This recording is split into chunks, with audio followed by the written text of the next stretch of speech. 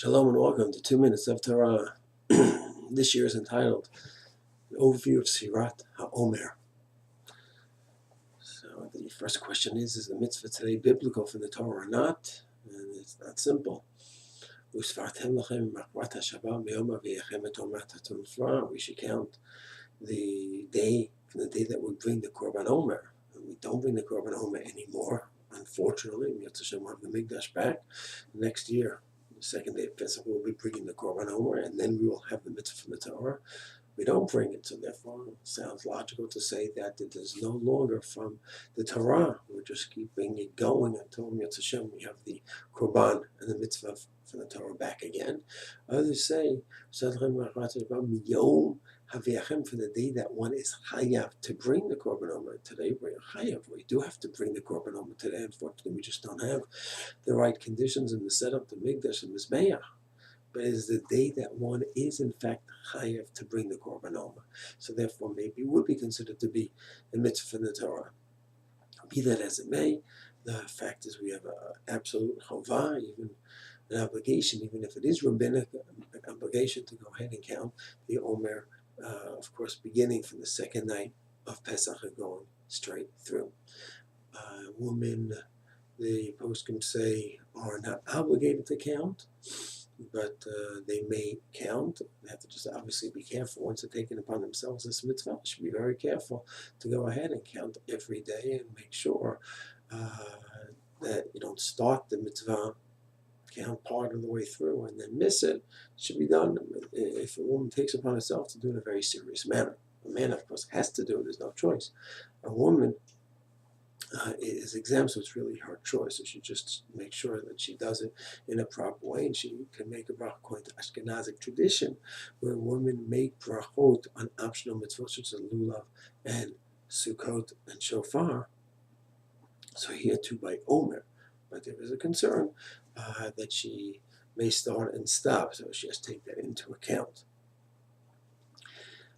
Regarding a few cases regarding one who misses or forgets. If one forgets, then there's the argument whether each night is a separate mitzvah or it is one long continuous mitzvah with 49 parts to it. And therefore, if one misses a night and the next day also he does not count, then maybe he lost the mitzvah and he can no longer count with the bracha. Because of that safek, that doubt, he continues to count without a bracha. But an interesting case comes up. Let's say he doesn't remember if he counted the previous night, and he didn't make it up during the day. So he's in safek. Normally when it comes to a safek, or doubt, we say safek bracha l'hakel. When in doubt, leave it out. Don't say God's name. So he could and should continue to count, but not with the bracha. That's what one would think. Yet the Shulchan Aruch writes, if one is in safek, he's not sure whether he counted the previous night, he didn't make it up during the day either, then he goes ahead and continues to count with a bracha. Mishnah Berurah says because of the concept of sfeika, l'chiyuva, there is a double doubt. How so? One doubt is whether he in fact counted or not.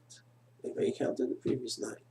And even on the worst scenario that he didn't count the previous night, there's another doubt that maybe each night is a separate mitzvah. And it's a bit curious how to understand this Mishnah Berurah, because there are another place in Mishnah Berurah by Hilchot Bracha that he says the rule of safek bracha l'hakel, that when in doubt about God's name, is a strong one. And even if there's several sfeikot, two different sfeikot, we do not say God's name, and yet over here he does. So an example by brachot, where he is very careful not to say God's name. The person has a grape, small grape. Now he's not sure, is this the size of a kazait that I should say Allah eats or not?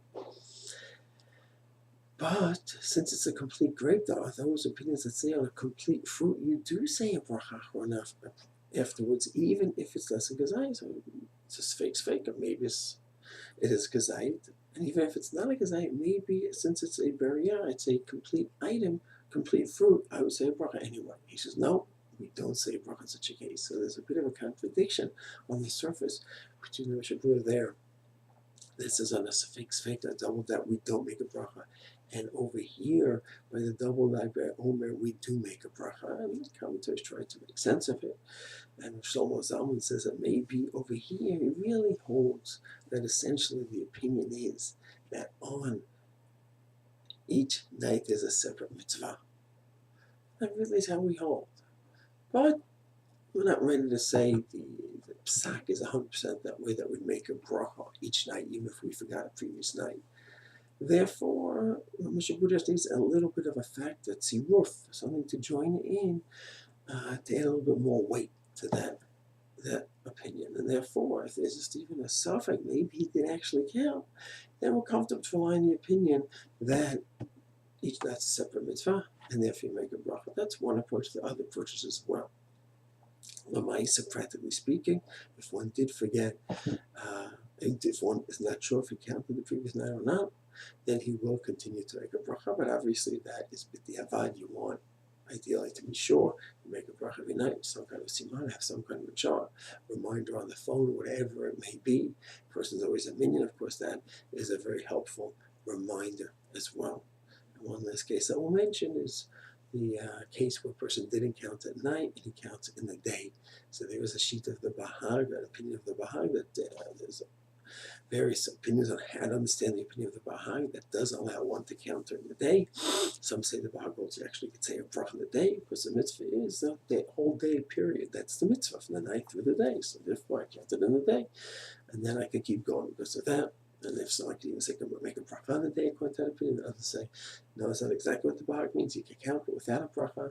Be that as it may, since there is that opinion that you count in the day, somehow that retains the tamimut, the complete count on some level or another, and the different opinions had on sin the Bahag, then you're allowed to count at night. That's why the Kaf HaChaim says, or some have the custom at the end of minute every morning to say Hayom Yom Shishi, Ravi'i, whatever it is, Haomer, because that way, by everyone saying it, they'll ensure that tonight, the next night, they can count. Of course, in conclusion, a person must have a way to remember to say it every night and do the mitzvah properly. The rabbinic mitzvah according to many opinions, the biblical mitzvah according to some opinions, and from a hashkafic standpoint, philosophical standpoint, it's a very exciting mitzvah where we're counting the days from the Omer to Kabbalah to Torah, the greatest event in history of mankind, where God gave us the Torah, gave us the key to life, both in Olam Hazeh and Olam Haba. It should be such an exciting time that we're counting down towards Matan Torah. Yetz Hashem, we should go ahead and do the mitzvah in a complete manner, both in a halachically complete manner and a spiritually complete manner as well.